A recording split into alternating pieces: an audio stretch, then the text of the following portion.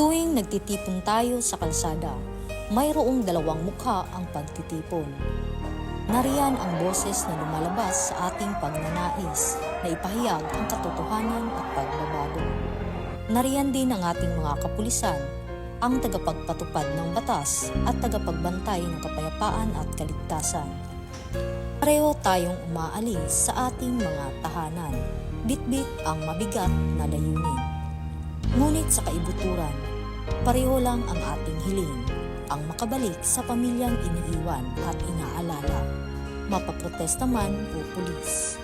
Ang kalsadang ito ay para sa lahat. Pakiusap, gawin natin itong ligtas para sa bawat hakbang, bawat boses at bawat uniforme. Sa pagtatapos ng araw, hayaan nating umuwi ang lahat ng ligtas dahil ang ating kapayapaan ang ating pinakamahusay na panalo.